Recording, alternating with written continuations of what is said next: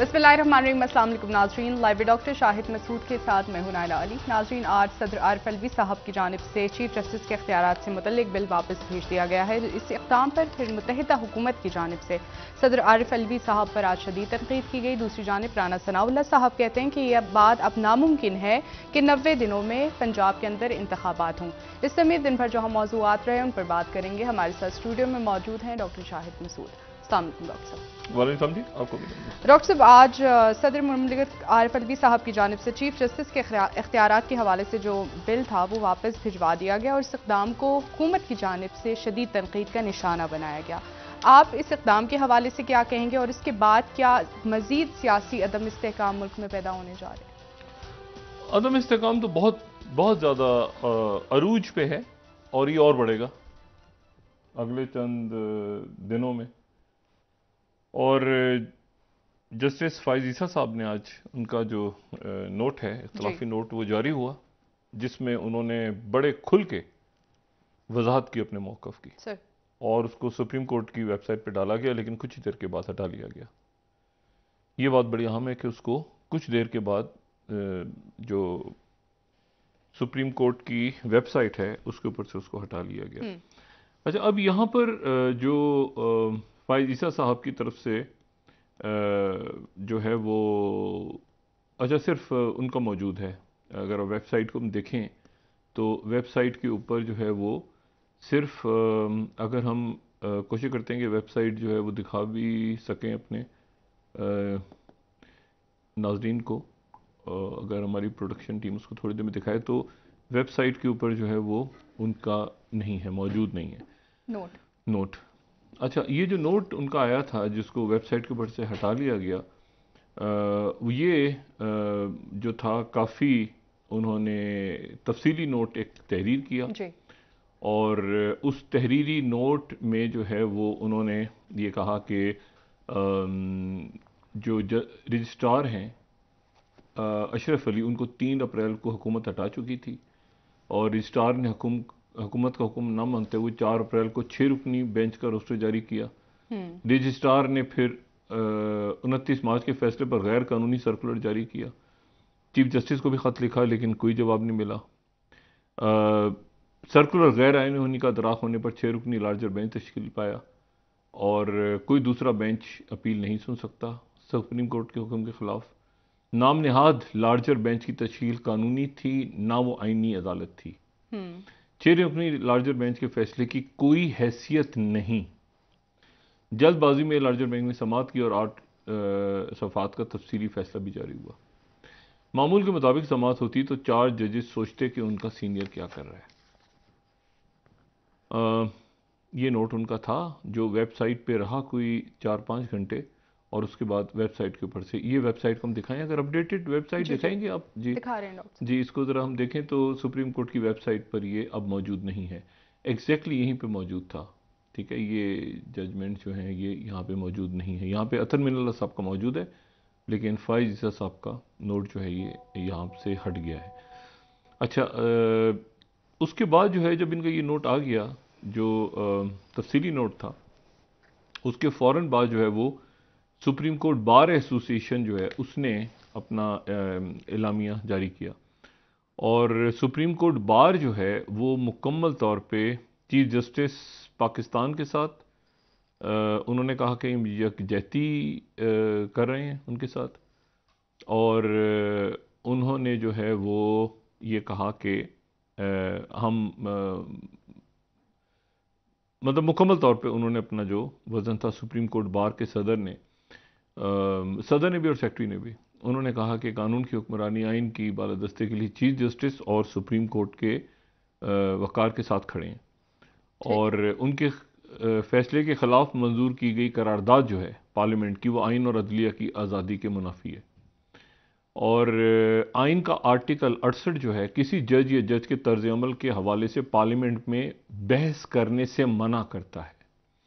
अरकान पार्लियामेंट ने अदलिया के चीफ जस्टिस और अदलिया के दीगर अरकान के ख़िलाफ़ तौहीन आमेज़ और इंतहाई अहानत आमेज़ तबसरे किए।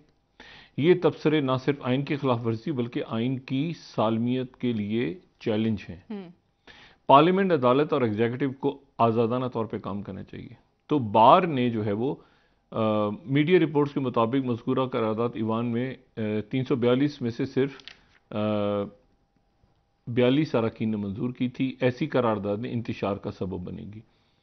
अच्छा, ये जो है दूसरी मतलब इससे ये तलखी जो है ये मज़ीद बढ़ गई।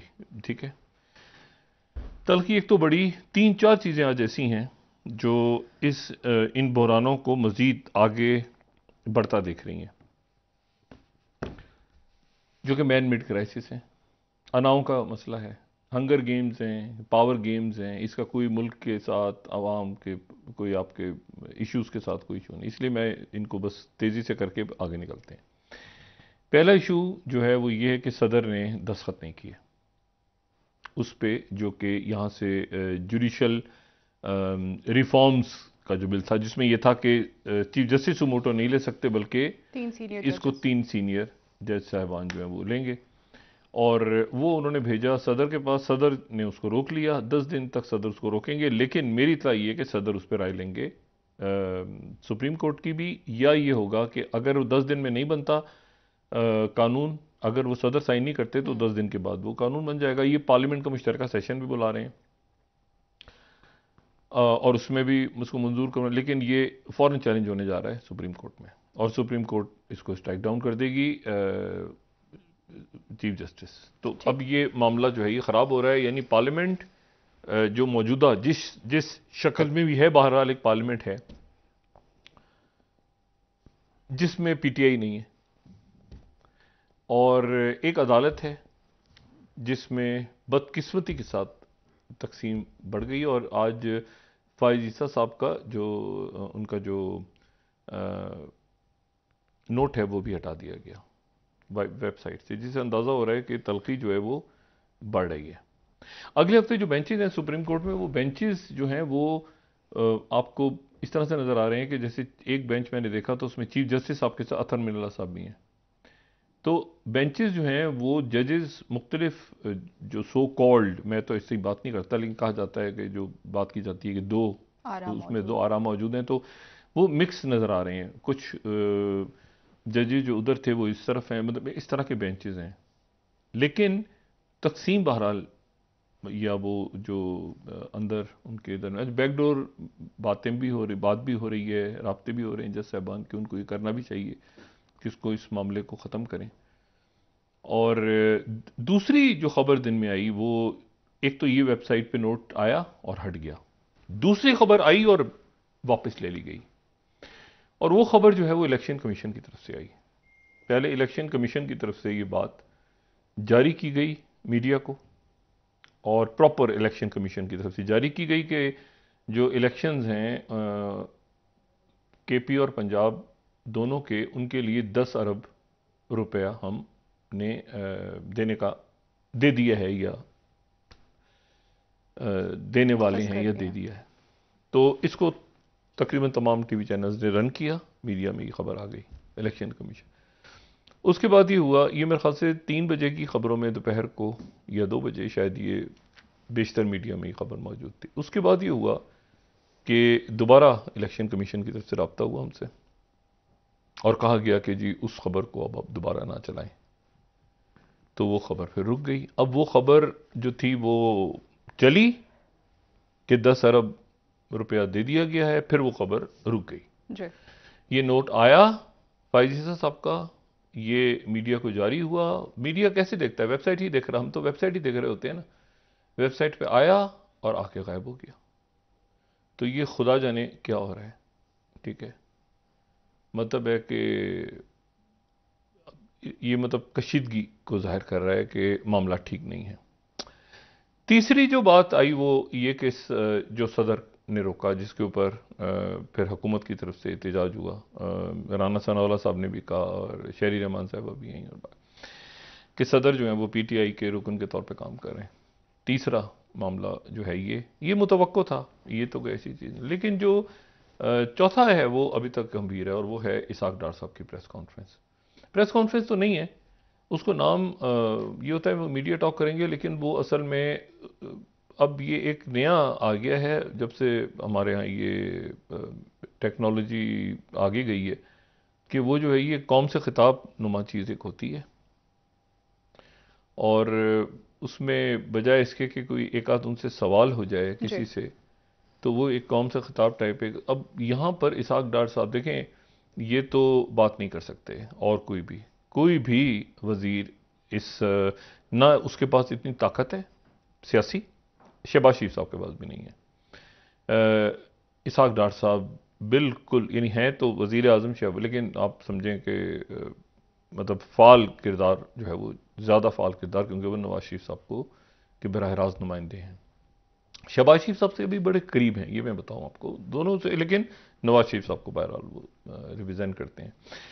अब उनकी तरफ से ये बात की गई कि जी मीडिया में गलत खबरें फैलाई गई, और ये जब ऐसी सूरत डेवलप होती है ना, तो आप मतलब है कि फिर गुस्सा तो फिर मीडिया भी उतरता है कि जी कहा गया कि मुझे दावत नहीं दी जा रही है IMF में और मेरी मुलाकातें ख़त्म हो गई हैं, तो मैं यहाँ पर चूँकि मैं जूम पे मुलाकातों में हूँगा और वहाँ पर जो मुलाकातें हो रही हैं। अच्छा, ये खबर भी वहीं से आई थी, वजारत ख़जाना नहीं दी थी हमें, ठीक है, पहले दी थी कि मुलाकात जा रहे हैं, रवाना हो रहे हैं। जी। फिर ये आया कि नहीं जा रहे, फिर वो उनके तरफ से उनके ज़राए अंदर से ही होते हैं, वजारत ख़जाना, उन्होंने खबर दी कि जी वो वहाँ पर जो ना सिर्फ ये कि IMF के साथ बल्कि दीगर जो सीनियर अमेरिकन हुकाम हैं, सेक्रेटरी उनके जो ट्रेजरी सेक्रेटरी हैं और बाकी जो लोग हैं, उनके साथ भी मुलाकातें थी, वो भी कैंसिल हो गई हैं।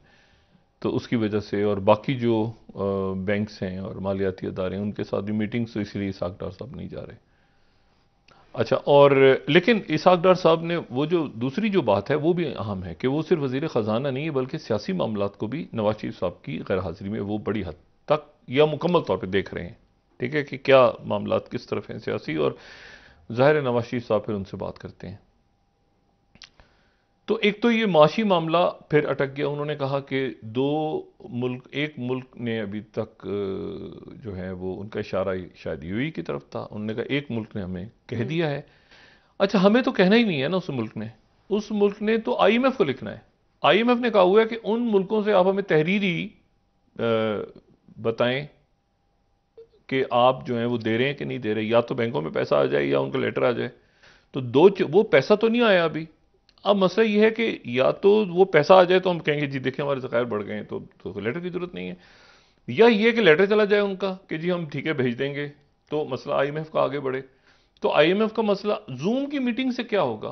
ये जूम भी मतलब दुनिया देखें, जहां पर एक तरफ टेक्नोलॉजी आ गई, मैं वापस आता हूँ इस पे सूरत हाल पे, लेकिन मैं आपको सिर्फ एक बात बताऊं, जितनी टेक्नोलॉजी आगे जा रही है ना दुनिया में, जितना आप टेलीफोन से जो है वो व्हाट्सएप से ईमेल से फिर अब ये आपकी मुख्तलिफ एप्लीकेशंस और ये और सिग्नल जो और जो है वो और बहुत सारे स्काइप और ये सारे, तो इस पे जितने ज़्यादा ये एप्लीकेशंस के थ्रू बात हो रही है ना, जितने लोग बात कर रहे हैं और जितना ज़्यादा ईमेल भेज रहे हैं और तस्वीरें उतार के फेसबुक के थ्रू मैसेंजर, और ये उतना ही ज़्यादा आने वाले दिनों में जहां जहां टेक्नोलॉजी आगे बढ़ती जा रही है, उतना ही एक दुनिया में ख़ास जो तबका है वो अपने आप को इस टेक्नोलॉजी से अलग कर रहा है, उस टेक्नोलॉजी पे नज़र रखते हुए अपने आप को अलग रख रहा है इस पूरी टेक्नोलॉजी से। और वो उनको पता है कि ये टेक्नोलॉजी कितनी गैर महफूज है। अगर मैं टेलीफोन पे बात कर रहा हूँ, या मैं व्हाट्सएप पे बात कर रहा हूँ, या मैं स्काइप पे बात कर रहा हूँ, तो ये सारा मेरा डेटा बीच में दरमियान में इसको ये देखा भी जा रहा है, मॉनिटर हो रहा है, और इसको ये मतलब पूरा ये कितना गैर महफूज है। तो वो दुनिया में वो जो है, वो जो बात होती है ना कि वो जो पेपर अपनी जगह पे मौजूद, वो फिर पेपर्स तक ही है, फॉर योर आइज ओनली। आप किसी टेक्नोलॉजी के थ्रू नहीं भेज सकते, कहीं किसी क्लाउड में भी आप डालेंगे किसी और जगह पर कहीं पर भी, तो वो सेफ नहीं होगा, हैकिंग्स होंगी और ये सब कुछ होगा। तो वो पेपर बहरहाल अपनी जगह पर रहेगा, पेपर या मुलाकात। मतलब मैक्रोन जो है वो शी जिनपिंग से जूम पे मीटिंग नहीं करेंगे ना, जाएंगे चाइना। तो वो जो 1-on-1 मुलाकातें हैं, वो जब कोविड के में दुनिया बंद थी तो भी जो आपकी इस्टेब्लिशमेंट्स थी तमाम दुनिया की, वो आपस में फ्लाई कर रहे थे, 1-on-1 बात कर रहे थे, वो जूम पे नहीं थे। ठीक है, मतलब ये आज़रबाईजान आर्मीनिया की लड़ाई हुई है, या चाइना और इंडिया की जंग छिड़ी है, या और बहुत कुछ हुआ है, तो ये ऐसे नहीं हुआ कि जूम के ऊपर सारा कुछ हो रहा है, वो वन ऑन वन, ये कोविड के दौरान भी। कमिंग बैक, तो ये 3-4 मामला तलखियों को बढ़ाता दिखाई दे, कि बढ़ रही हैं। कल की जो कौमी सलामती कमेटी की प्रेस रिलीज आई है, उसमें एक नए ऑपरेशन का जिक्र है, लेकिन उसके साथ साथ उस ऑपरेशन के उसमें कई नुक्ते हैं उस ऑपरेशन के। उसमें से एक नुक्ता जो है वो सिर्फ उसकी तरफ लोगों का जहन गया है कि शायद ऑपरेशन जो है गालिबन वो, अगर उसको पढ़ें आप सलामी अगर, तो उसमें सफारती, खारजी, माशी, सियासी कई मैदानों में, कई महाजों पे वो जंग छिड़ेगी, ये नहीं ऑपरेशन किया जाएगा। तो इसका मतलब बड़ा वाज़ेह है। इसका मतलब वाज़ेह है कि कहीं ऐसा नहीं होने जा रहा कि कोई पाकिस्तान का कोई इलाका ऐसा नहीं है जो कि आज से 5 या 7 या 8 साल पहले वो नो गो एरिया था। पूरे पाकिस्तान का कोई इलाका ऐसा नहीं है। बिल्कुल, ठीक है। बिल्कुल।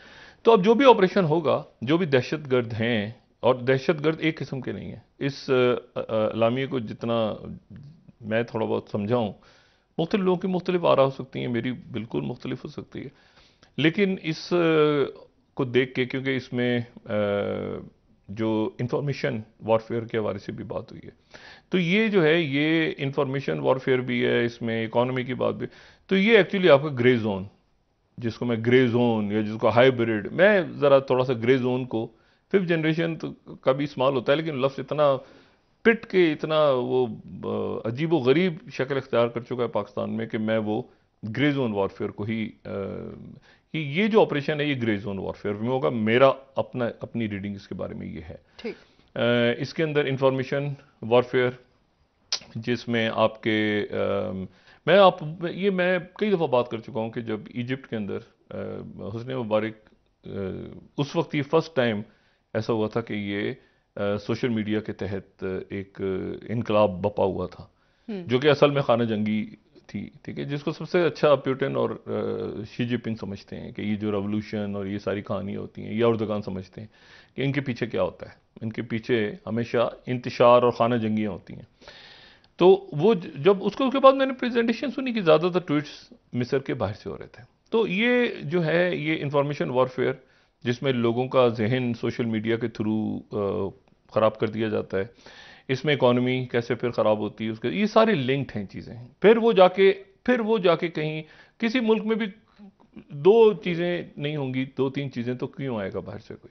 नंबर 1, उसमें दहशतगर्दी हो रही होगी, यानी धमाके हो रहे होंगे। आप सोचें कि एक टर्की के अंदर एक ब्लास्ट को टर्की कितना सीरियस लेता है। अर्दोगन को देखें, एक ब्लास्ट के ऊपर वो लिंक्स देख के कि अच्छा ये सीरिया से हुआ है, ये इराक से हुआ है, इराक के ऊपर उन्होंने आज जो है वो टर्की जो है ना, वो बहुत मुल्क इसको लाइट नहीं लेते जितना हमारे यहाँ होता है ना। हमारे यहाँ इस वक्त हो रहा है, अभी दोबारा शुरू हो गया है, एक धमाका हुआ, दूसरा हुआ, तीसरा, चौथे उधर शहीद हो गए लोग, उधर शहीद, इस तरह नहीं होता।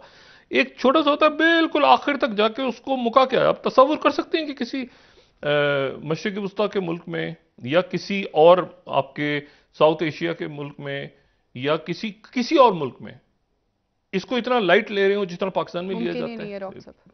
100 बंदा, 50 बंदा, धमाका हुआ, ये हुआ, वो हुआ, वेपन्स आपके, लोग फायरिंग कर रहे हैं, शादियां ब्याह हो रहे हैं, तो बजाय इसके कि वो बाजे बजाएं, वो अपने असला निकाल के शो कर रहे हैं कि यहाँ पे क्या है। ठीक है, तो ये एक पूरा जो है ना, इस तरह का एक मेरा ख्याल है ऑपरेशन बड़ा ज़रूरी है, जिसमें इंफॉर्मेशन वॉरफेयर भी है, इकोनॉमी को भी मेंशन किया गया उसमें। ठीक है ना, मनी लॉन्ड्रिंग हो रही है, कैसे हो रही है, कहाँ जा रही है, डॉलर कहाँ गायब हो जाता है, कहाँ से सरहद, कैसे मुमकिन है कि सरहदें क्रॉस कर रहा है डॉलर आपका, कभी कहते हैं अफगानिस्तान निकल जाए तो वापस आ जाता है। तो अच्छा, फिर तो ये इसमें जो है ना, ये बहुत ज़रूरी है कि वो ऑपरेशन हो, ये नहीं कि एक इलाके के ऊपर बमबारी हो, जैसे एक दौर में हमारे हाथ से इलाके निकल गए थे, जिसके बाद ऑपरेशन ज़रब शुरू हुआ। तो बात ये कि वो अब जो ऑपरेशन है वो ये है कि जो ये बलूचिस्तान में गिरफ्तारी हुई, यानी आप लोग पिन पॉइंट करके ना लोगों को, कौन से लोग हैं, और बजाय इसके कि पूरे इलाके के अंदर या पूरे मुल्क के अंदर के पता नहीं कोई बड़ा ऑपरेशन हो रहा है, ये तो क्वाइटली अब जितनी जंगें हो रही हैं वो ये इसमें ही हो रही हैं, ग्रे जोन में ही हो रही हैं। ठीक है, और हाँ, वो यूक्रेन रशिया की जंग या चाइना और इंडिया की जंग, लेकिन वहां पर भी बयानियां है ना, वहां पर इंफॉर्मेशन वॉरफेयर है जो बड़ा बड़ा इंपॉर्टेंट है। ठीक है, अच्छा, तो एनीवे कमिंग बैक, तो ये 3-4 चीज़ें जिससे ज़ाहिर हुआ कि पाकिस्तान में तकसीम दर तकसीम बढ़ रही है और आने वाले दिनों में ये मामलात, अच्छा एक कोशिश हो रही है कि किसी तरह से डायलॉग हो तहरीक इंसाफ का और जो हुकूमती लेकिन उसके ऊपर, जमातें। हाँ, लेकिन वो उस वक्त तक नहीं होगा। ये फार्मूला जो है ये जब डिस्कस बिलावल हुआ साहब ने आज इस तरफ इशारा किया है नहीं, डॉक्टर देखें ये उस वक्त तक इसमें कोई दमखम नहीं जाएगा जब तक इसमें इमरान खान और नवाज शरीफ साहब खुद शरीक नहीं होंगे या उनकी ब्लेसिंग्स नहीं होंगी कम से कम मुकम्मल तौर पे। क्योंकि इमरान खान जो है वो ये टीम्स जो हैं, यानी इवन आरिफ अलवी साहब के लेवल पे भी ये मुज़ाकरात फेल हो गए थे। इमरान खान और नवाज शरीफ साहब और आसिफ जरदारी साहब, इन शख्सियात की तो बनती है कि ये बात करें। मौलाना साहब, मौलाना फजलुर रहमान साहब, इनकी तो बनती है। यानी हुकूमत इत्तेहाद है ना, तो 2-3 पार्टियों के जो हैं उनके कायदीन आ सकते हैं, तो 13 जमातों के कायदीन तो नहीं बैठेंगे आके। तो फिर मतलब वो तो बहुत ही अजीब सी सूरत हाल बनी। तो या तो ये है कि वो उनकी जो दूसरी टीम्स हैं वो तो फिर वो वापस जाएंगी, फिर वो वापस जाके वो जो दोनों तरफ से कहा जाता है कि जी हमने कोशिश की लेकिन वापस गए, तो इमरान खान ने ये कह दिया। इमरान खान ने कहा क्यों भाई, कैसे? और फिर एक उनके दरमियान गारंटर कौन होगा? गारंटर तो सिर्फ मामला तो उसी वक्त बढ़ते हैं ना जब गारंटर जो है वो इस्टेब्लिशमेंट हो, या ये कि आपकी लोकल इस्टेब्लिशमेंट के साथ कोई इंटरनेशनल इस्टेब्लिशमेंट हो, जैसे कि एनआरओ के वक्त में थी। तो वो तो नहीं है इस वक्त, तो फिर ये बीच में गारंटर कौन होगा कि अगर टॉक शुरू हो? तो ये अब एक बड़ा मसला है जो कि इनको खुद हल करना है। सिर्फ पॉलिटिकल देखें, अदालतों को खींचा गया बीच में। फाइसा साहब भी क्या कह रहे हैं, अतर मिल्ला साहब भी क्या कह रहे हैं कि आप सियासी मामलात को वो आप छोड़ दें कि उनके इख्तलाफ हैं, 5 बेंच का है या 7 बेंचों का है या 9 बेंच का है। जहां पर सियासी मामलात को आप अदालतों में लेके गए कि जी हमें बताएं कि हम क्या करें, अब बताएं ये नाहल हुआ, अब बताएं हम असेंबली तोड़ें ना तोड़ें, अब बताएं इस्तीफा मंजूर करें ना करें, अब बताएं हम ये क्या होगा, अब बताएं। अब जहां पर आप सियासी मामलात को लेकर अदालतों में गए, वहां पर अदालतों में एक फैसला सियासी आ गया। मैंने लफ्ज पहले इस्तेमाल किया था कि मुल्क में अदालत जुडिशल को हो चुका, तो लोग उस वक्त थोड़ा सा वो हो गए थे, लेकिन इस वक्त तो वो कू से भी कुछ अजीब ही चीजें हो गई ना, अंदर ही कू हो गया। मतलब कू तो नहीं मुझे कहना चाहिए लफ्ज, तकसीम हो गई है। और बड़ी अजीब तकसीम है ये कि वो उधर से है और उधर से है, तो ये कैसी क्या बनेगा आगे जाके, तो मुझे नहीं पता अगले 1 या 2 दिन के अंदर क्या। क्योंकि बहरहाल जो फैसला है सुप्रीम कोर्ट का वो अपनी जगह वेबसाइट पे मौजूद है, एक नोट वहाँ से हट गया और इसका मतलब है तलखियाँ मौजूद हैं अभी भी। और उस पर जो है वो अब ये वीकेंड जो है उस पर बुला लिया गया काबीना का इजलास, जो कि बड़ा गैर मामूली है। इतवार के दिन काबीना का इजलास कोई हंगामी सूरत हाल है होती है तो तब होता है, तो वो इतवार को काबीना का इजलास बुला लिया गया और काबीना के इजलास में ये तय किया जाएगा। इसहाक डार साहब जो हैं वो जाहिर है कि मुल्क का केओस इतना ज़्यादा है कि अगला हफ्ता जो है वो, अच्छा फिर वही सवाल अपनी जगह है कि वो आखिरी अशरे का जो सऊदी अरेबिया का दौरा था उसका क्या बना? अगर मुल्क में मामलात ऐसे हैं तो फिर क्या वज़ीर आज़म या नवाज शरीफ साहब सऊदी अरेबिया आ रहे हैं, या मुल्क के मामलात ऐसे हैं? क्योंकि मैंने आपसे कहा कि आखिरी अशरे शुरू हो रहा है अगले हफ्ते से, तो वो भी अभी तक एक सवालिया निशान है, क्योंकि वो भी अनाउंसमेंट हुई थी और अनाउंसमेंट होकर फिर वो रुक गई। फर्दर उस पर हमें नहीं बताया गया कि किस तारीख को क्या होगा, और वहाँ पे अगर शाही दौरा है तो क्या मुलाकातें होंगी। शाही दौरे में तो इम्पॉर्टेंट बात तो सिर्फ दौरा नहीं होता, बल्कि यह है कि वहाँ पे क्या मुलाकात हो रही है शाह सुलेमान से, MBS से, तो फिर उसकी अहमियत बढ़ती है। अदरवाइज तो उम्रे पे तो सब लोग जाते हैं। अच्छा, तो ये एक बात होगी। दूसरी जो बात है, मैं अभी वापस आता हूँ दोबारा, और अच्छा दिफा पाकिस्तान काउंसिल फाल हुई है दोबारा एक तवील अरसे के बाद, और दिफा पाकिस्तान काउंसिल जो है वो मौलाना समीउल हक साहब के साहबजादे जो है हामिदुल हक साहब, वो उनकी क़यादत में आज हुई है, और उसमें मुख्तलिफ जो उलमा थे वो उसमें शरीक हुए, और उन्होंने ये बात की कि पाकिस्तान के अंदर जो है वो रियासती इदारों के ख़िलाफ़ प्रोपेगेंडा किया जा रहा है, और दूसरी कुव्वतें जो हैं वो हमारे मुल्की मामलात में दखल दे रही हैं, और ज़रूरी नहीं कि सिर्फ अफवाज पाकिस्तान ही उनसे मामला तय करें, इसमें हर पाकिस्तानी को और हम सबको शरीक होना होगा। तो ये एक उनका एलामिया भी सामने रखा जाए। अच्छा, मैं आपसे जो भी इन सारी बातों में ये ज़हन में रखें कि जो भी कुछ पाकिस्तान में होगा और हो रहा है वो खित्ते के हालात और वाकयात तय करेंगे। बिल्कुल। मैं पिछले 3 साल से एक पिटा हुआ जुमला बार बार रिपीट कर रहा हूं कि आइंदा जो भी कुछ होगा वो खित्ते के वाकयात तय करेंगे और खुद ब खुद तय होंगे। यानी ऐसा नहीं होगा कि एक या दो लोग तय कर रहे हैं बैठ के, वो हालात ऐसे डेवलप होंगे कि आपकी रियासत उस तरफ जाने पे मजबूर होगी, चाहे आपके अवाम हो, चाहे आपकी स्टैब्लिशमेंट हो, चाहे आपकी अदालत हो, चाहे आपकी पार्लियामेंट हो, चाहे क्योंकि हालात अब तो मेरा ख्याल है वो कहते हैं ना पानी भी सर से क्या पुलों के ऊपर से भी, वो शहरों के ऊपर से भी, सबके ऊपर से गुजर चुका है। इतने मामलात आगे जा चुके हैं खित्ते के, और पाकिस्तान जो कि अपने मैन मेड क्राइसिस में फंसा हुआ है, तो इसलिए आप देख ही नहीं पा रहे कि वो अहम तरीन मामला कि जिसमें पाकिस्तान का कलीदी किरदार होता रहा है तारीखी तौर पे और होना चाहिए था, इस वक्त पाकिस्तान उसमें नहीं है। ठीक है। और हुकूमत वजारत खारजा सिर्फ मतलब है कि मुझे नहीं पता, बस वो भी जाहिर है कि क्या करेंगे, हालात ही ऐसे हैं। वजारत खारजा तो जब आपकी लीडरशिप ऊपर से कहेगी तो वजारत खारजा में तो बड़े ज़बरदस्त ब्यूरोक्रेट बैठे हैं, मगर ऊपर एक टर्मोइल ऐसा है कि वो उस पर यकीनन परेशान भी हैं सारे लोग और देख भी रहे हैं तमाशा, और दुनिया भी देख रही है कि पाकिस्तान कर क्या रहा है।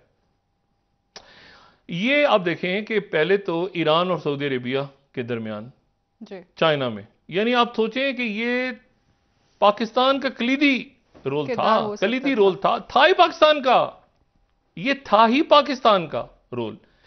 पहले तो ये था कि अरब, सऊदी अरेबिया और ईरान के दरमियान, फिर ये कि वो मुज़ाकरात पूरी कोशिश हुई कि किसी तरह यूरोप में हो जाए, ये दोनों मुल्कों के, लेकिन नहीं, चाइना में हुए। दो चॉइसेस थी कि ये टॉक्स यूरोप में की जाए या चाइना में की जाए। चाइना प्रिवेल कर गया और दोनों की तरफ से हुआ कि चाइना में करें।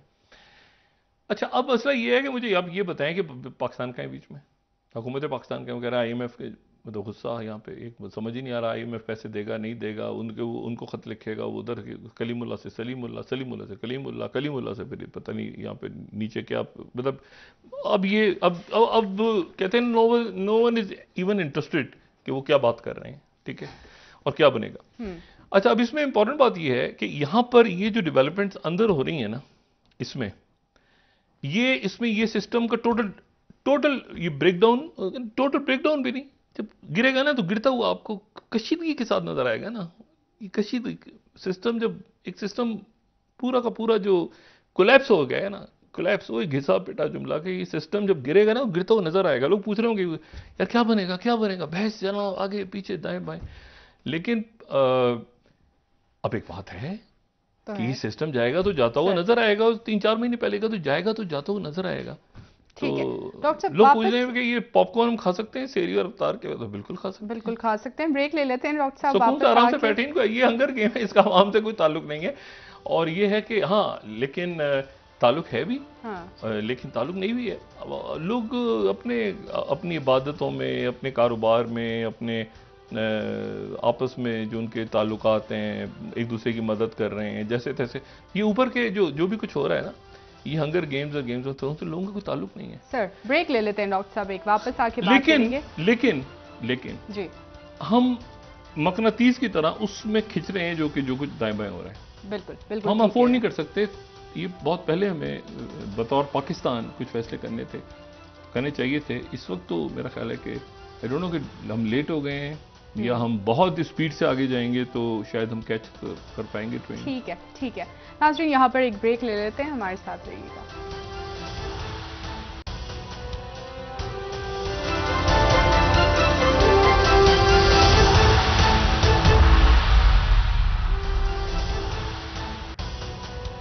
वेलकम बैक नाज़रीन। जी डॉक्टर साहब, राना सनाउल्लाह साहब की जानिब से कहा गया कि 90 दिनों में इंतखाबात पंजाब में हो, ये बात अब मुमकिन नहीं है। तो अगर हुकूमत की जानिब से इस वक्त हुकूमत तैयार ही नहीं लग रही, तो क्या इसके इंतखाबात के इम्कानात मौजूद हैं, और अगर नहीं होते तो उस सूरत में क्या हुकूमत के लिए मुश्किलात हैं? देखिए, वापस आते हैं इस पर। आपको बताऊं कि क्या चीज़ें हैं जो पाकिस्तान पे दबाव किया है पाकिस्तान पे बतौर रियासत। आप अपना पासपोर्ट लेके यहाँ से जब जाते हैं तो ये कोई नहीं पूछता कि ये तो ग्रीन पासपोर्ट है।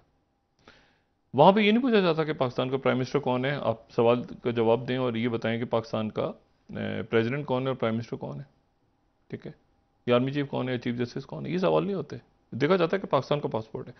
तो कभी कभी आपको कभी कभी बतौर पाकिस्तानी भी हमें सोचना चाहिए, ठीक है। और मेरे ख्याल से पाकिस्तान की मेजॉरिटी ऐसी है जो इन हालात से बहुत बेजार है कि ये जो उनके बुनियादी मसाइल हैं वो कैसे हल होंगे।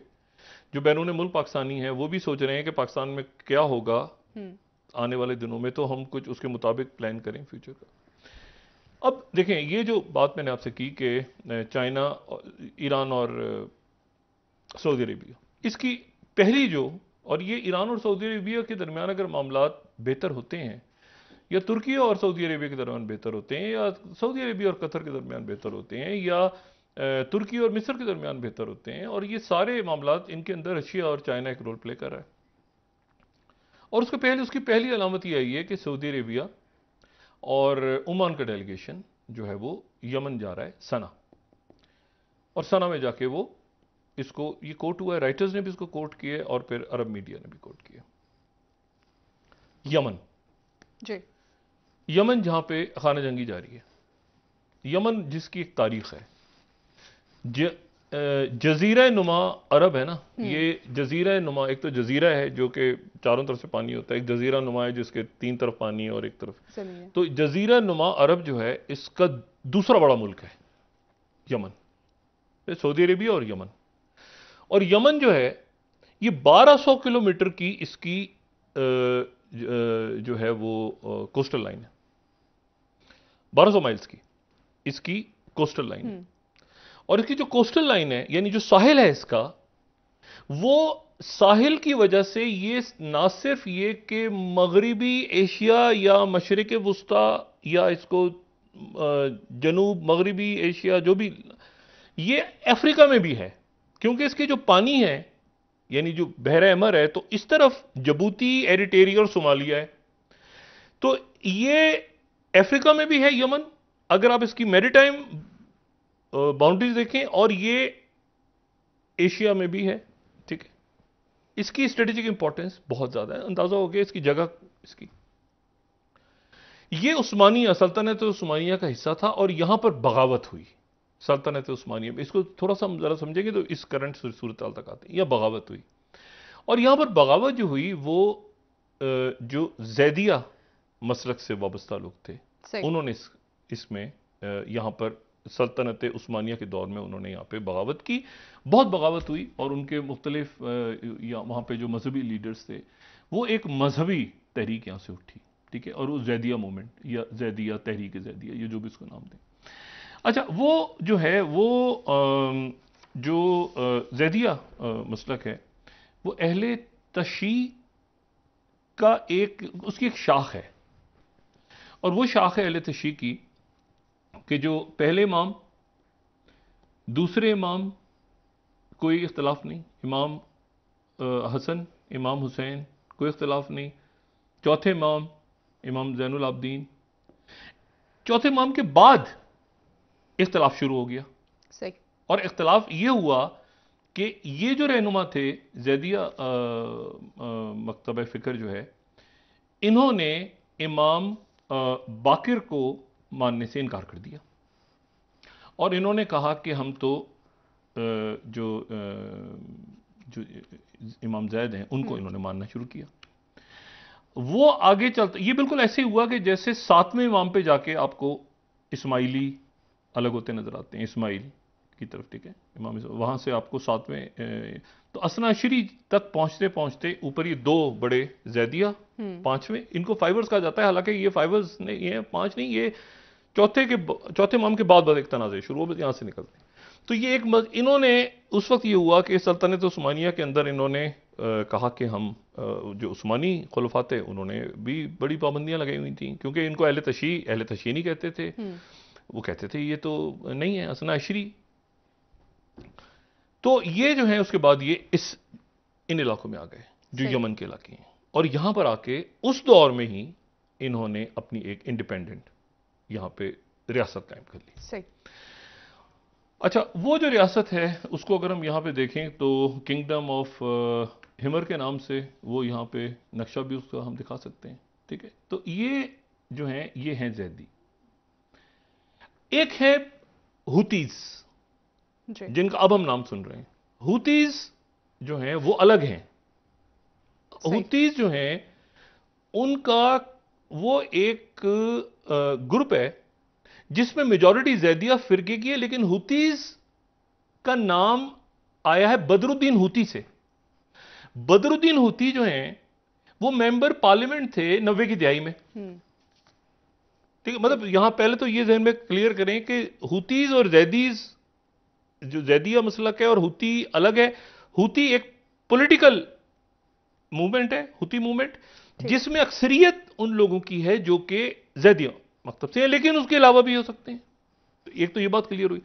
तो बदरुद्दीन हुती जो थे, जी, बदरुद्दीन हुती अब्दुल्ला साले जो, अच्छा उसके बाद खैर क्या हुआ कि जब ये यहां पे सल्तनत, पहली जंग अजीम हुई, सल्तनत उस्मानिया टूट गई, तो यहां पर एक जो है वो दो हिस्से बन गए। एक नॉर्थ में ऊपर किंगडम ऑफ यमन बन गई। ठीक है, 1918 में। उसका भी अगर कहीं नक्शा हो तो वो भी दिखा देते हैं। ठीक है, वो किंगडम ऑफ, वो जैदी किंगडम ऑफ यमन है। अच्छा, जैदी किंगडम ऑफ यमन जो है वो बन गई, लेकिन वो जनूब में नहीं थी। अच्छा, जनूब का जो यमन का इलाका है वो बरतानिया के अंडर ही था। सही, वो बरतानिया के अंडर ही था, और ऊपर जो है वो इंडिपेंडेंट। तो उसका नतीजा ही निकला कि ये दो हिस्से बन गए।